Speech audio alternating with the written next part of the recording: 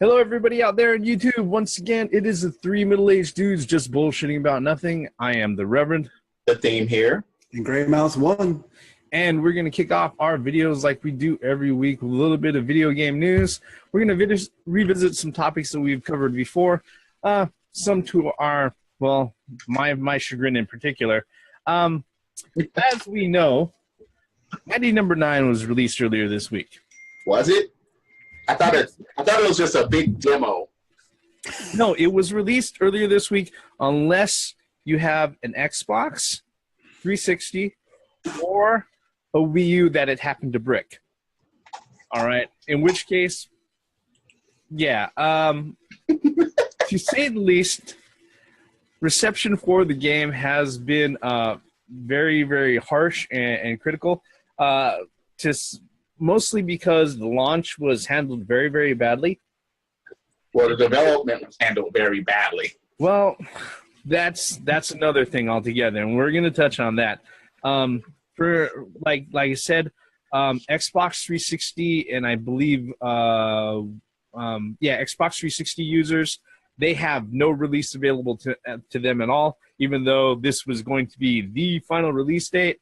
And there are certain Wii U users who have reported that they've downloaded the game and they've installed it, and they've been met with a bricked Wii right afterward. So technical issues all around surrounding Mighty Number 9. I will say, as the only guy here who backed it on Kickstarter, I have a lot of thoughts on it. In fact, I will probably be releasing a video of my own with those thoughts on it. Hopefully, if I do that right with gameplay to go ahead and back up my claims. But what I've played so far has been there are certain moments of the game that seem inspired, and there are certain moments of the game where I've had to stop and ask myself, really, what the fuck were they thinking about when they decided to go ahead and design a certain stage or level as they did. And it's actually quite, it's disheartening, the state that the game is. I mean, it's completely playable and everything else, but it is not. Except for the 360. Yeah, they don't have one. Or if you have a Wii U that got bricked by the game, in which case you've got even worse things to fucking worry about. But yeah, it's the launch and the reception for the game has been decidedly very, very negative at worst, middling at best. Your thoughts, gentlemen? Well, my thoughts are this. It seemed like this thing was on the way. I don't know how to say this. From the get-go, all these promises were made, and they didn't come to fruition at all. It got delayed. Three times it got delayed. That is nothing in the game world. No, I'm just saying. 3 times it got delayed, and it's still in the condition that it's in, is the point that I'm making. Well, he said it is. Reverend said that it's completely it's playable. Yeah, but as far as it goes, does it remind you of? I mean, here's a question that I have: does it actually play or remind you of old school Mega Man? It reminds me more of Mega Man X, mostly Mega Man X2, because that's when they introduced the air dash in Mega Man X2. Like I said, you could sit there, you could see where they took their cues from as far as gameplay and everything else. But the thing about the game is that there are certain game level design choices that just don't make any sense. There's a particular there's one of the bosses, one of the stages, and I think it's like the ninth boss in the ninth stage. Excuse me, the eighth boss, right? That you go through, and basically you're trying to chase down this robot in the Capitol building, all right, in the White House, and you sit there and you're going from room to room, all right, and the stage, the way that it's set up is that it goes one way and then it loops around and comes back the other way, back to the entrance, okay? So it's all basically one circular corridor. and you have to search for this fucking boss character. The problem with it is that you go one way and you clear all the enemies out. You meet the boss character, he disappears, and then you have to chase after him again, and you have to circle through the rooms again. The enemies don't respawn. The level doesn't change at all. So you circle through the fucking level. I've circled through about 3 times and met up with them 3 times before I died, and then at that point, that was last night, I was like, fuck this. I'm putting this down. I'm going to play Axiom Verge, and that's what I did for the next 3 fucking hours. All right? Well, the reviews that I've been reading have, pretty much dead on to what you're saying, Reverend, that it's some of it is they're nice. Some levels are great. Some levels are very uninspired. And a lot of times the game has it's a try hard, trying to be Mega Man, but not. Here's the problem. That was the goal. Here's the problem with that is that I don't think it tried hard enough. All right, that's what I'm saying. I don't think it tried hard enough, and part of the problem was this is that, and this kind of coincides with what everybody was seeing as far as the delays and everything went. And I wasn't made aware of this, and I didn't know this until actually I started reading some of the reviews and I started looking at things a little deeper. Was that about a year and a half in, because the game has been in development for almost 3 years, about a year and a half in, the project was purchased by Deep Silver. Mm-hmm. When Deep Silver purchased it, they then went ahead, they handed off a shitload of the development. They took it from concept and they handed it to Inti Creates. At first, I initially thought that maybe that was just for the purpose of porting it out to other platforms and stuff like that. But no, it looks like Inti Creates was actually the main developer at the very last end when it was under Deep Silver's purchase. And they were the ones who were supposed to be responsible for handling, let's put in together all the leaderboard sections and all that other stuff, and actually, polishing the game up and everything. And the truth of the matter is that halfway through it stopped being concepts, project. Yeah. Game. Yeah. See, from that point on. And well, I mean, it's like, I have YouTube and I have watched gameplay of it. And I have to agree with some of the reviews. I mean, some of the original soundtrack, some of the music is just outstanding. It's like, yeah, I could get behind that. And then others, it's just like, you just threw some bits together and just called it a stage song or whatever. The music, a lot of people complain the music's uninspired. The gameplay's uninspired. It tries to be like Mega Man, but it can't be. The game mechanics, a lot of people are complaining about is that instead of having a platformy, type of game, they put this combo system in to where it's all about getting the most points. And to me, it seems that you lost the focus by putting that in there. You lost the focus of what the game was, in my opinion, what the game could have been. But I haven't played it. I just know that I'm reading the reviews. On that end, it actually could have worked if they would have done a lot of fine tuning on the levels themselves with enemy placement to allow, these combos are going to work out that way. But like I said, that one particular stage for Mighty Number 8, where it was just the captain. Mighty Number 8. Yeah, no, that's the thing is, that's the boss's name, Mighty Number 8. Mighty Number 9, the character. I know, it's the 9th robot, whatever. Yeah, so, what's his name? Shadow Cluster, whatever the fuck his name is, right?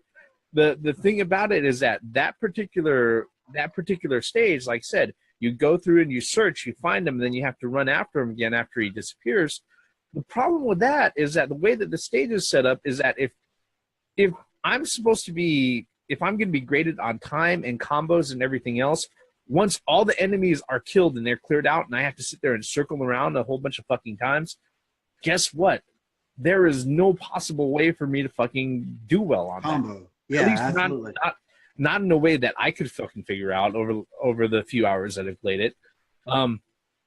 Yeah, I mean, and then there are certain areas where it's a lot of the level design itself, as far as the way that the architecture and stuff is put together, and some of the environmental hazards, very much looks like a Mega Man game. But it looks like, as far as that particular game, it ended up getting picked up by a publisher, and once the publisher bought it, they started exerting creative control, and it lost focus halfway through the development cycle. Now you see why Yu Suzuki didn't want to pawn Shenmue 3 on anybody else. Yeah, I mean, if it still stays in EaseNet's hand or YSNet hands, by the time it comes out, it should be okay. But unfortunately, Mighty Number 9, as everybody knows, who's even kept their pulse on it, a crap load of problems. I can go ahead and I can name the laundry list out, but that's really not anything we need to do here. And like I said, I'm probably going to make a more in-depth video later on. That's why I can't really comment on it. I can only comment on, what's been said about it. Well, and it's like, but that's only with other people. Now, if I were to play it, if I were to have my own experience, then that's fine. But due to what everybody else is saying, there's so much of it, and there's so much people saying the same thing. So we can't necessarily say take that with a grain of salt. Yeah. Well, one thing is that it was crowdfunded. So this Mighty Number 9 game, when it came out as is, I just hope it doesn't discourage, for people to support, other like Bloodstain and all these other crowdfunding. Because I even said this: what if Bloodstain is too much like Castlevania? That will still gain a lot of complaints. I don't think so, because one thing what people there get. are certain gamers and people that will search about something. Hang on. There's one thing that gets me, that really upsets me, and this is where I think this is my last comments of Mighty Number 9. When you call a game a spiritual successor of another game, you expect that game to be a spiritual successor of the. When you bring it to a different level, like the combo system in Mighty Number 9, that's not like Mega Man. It's not. But okay, a spiritual successor means it wasn't supposed to be a copy and paste. Yeah. No, you're right. But it still needs do that because it's like, damn, I might as well go play Mega Man. Well, exactly. But it still needs to have. So they tried to. Okay, see, I understand that they tried to go in their own direction because it was their own creation. They wanted to be a spiritual successor, and they tried to add on. But they went too far. They just didn't do it correctly, and that's what everybody's saying. No, I'm going to meet you guys both halfway. They didn't go far enough, and they didn't do it correctly. All right, so I'll halfway. Because like I said, as far as gameplay feels and everything, it really feels like somebody should have taken the time out to go ahead and fine tune things. But and this is one thing I will blame Keiji Inafune for, and he has taken full responsibility for all the shortcomings of the game. Look, man, I know that you're a busy guy. You've got lots of projects and everything on your hands, but for the love of God, don't go full hog into another fucking project. Absolutely. Before you finish the one that's in front of you. All right. Hell yeah. Because I 100% agree. Yeah. Absolutely. I agree with that. The thing is that it just looks like creative control. He was willing to go ahead and relegate a lot of the creative control out and the quality control and development to somebody else because, like I said, he started working on Red Ash in the middle of every fucking thing, And not only did he want Red Ash to be a game, but he was also talking about a fucking manga and a fucking anime on top of it. Too much. It's like, dude. Not just too much. It was just the timing of that. It's like, wait a minute, you're not even finished with this project yet, and you're asking for money for others. What the fuck is that all about? Well, I mean, I'm not trying to defend the guy, but no, I know, but there might be, as far as he's concerned, was that maybe Mighty Number 9 was ready when he picked up Red Ash, and it just so happened that after running these other. I understand that, but in a consumer standpoint, not a good idea at all. It's like, If They're not going to see it that way. You go to a restaurant, and I'm sure that this has happened to you before, and you sit down first, but other motherfuckers are getting served before you. You're like, what the fuck? What happened to my meal? Yeah. Yeah. Well, it depends on what food. And once you get to the part where you're complaining, and there's no amount of, oh, I'm sorry, let me go check on it, that's going to ease your confidence. Well, it depends. For who's supposed to be serving. To continue with your metaphor, it depends on maybe those people that you sat down before them, but those people over there, maybe they ordered a hamburger, but you over here ordered a steak dinner or a lobster or whatever. So that's not fair to say that. I mean, I've sat there and I understand exactly what you're saying. Actually, it kind of is, especially when it's in this standpoint, because it's like, okay, wait, you have people hungry for what you're creating here. Yet you start something else. Well, look, a hamburger is easier to cook than a lobster or some big dish that you ordered. I will do you one better, and I think this is a more apt analogy, and then we'll move on to the next little subject. All right. Basically, what happened was that Keiji Inafune was building a house, and then he got a contract to do another house. Everybody was left waiting to go ahead and move into the house that he was building, and he said, "You know what? I've got the plans laid out, and the foundation is built. I'm gonna let my junior subcontractors go ahead and take care of it." Yeah. And what I was getting at, Gray Mouse, if I go to a restaurant and it's like, all right, if these motherfuckers are getting hamburgers, and if I ordered something less than that, doesn't make sense. You're right. I could play that game too. I mean, now if these motherfuckers, I sat down before them, and these motherfuckers ordered hamburger, and I ordered a hamburger, I expect my hamburger to come first. That's just natural thing. You're cooking the same shit.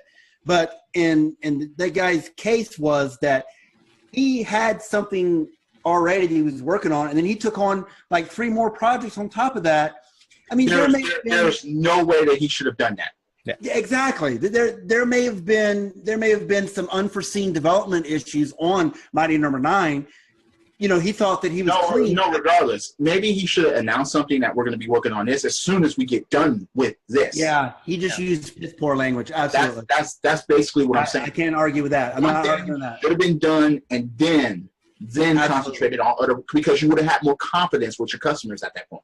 Absolutely. Yeah. And let's just go ahead and cut to brass tacks here. Motherfuckers were waiting a year and a half for that fucking hamburger. Exactly. Absolutely. Okay. I can't argue that. I'm not going to argue logic. Sorry. Like, God damn, you went ahead and you gave me like Wonder Bread, fucking Costco patties. What the fuck? Actually, the patties at Costco are pretty good. Let me redact that.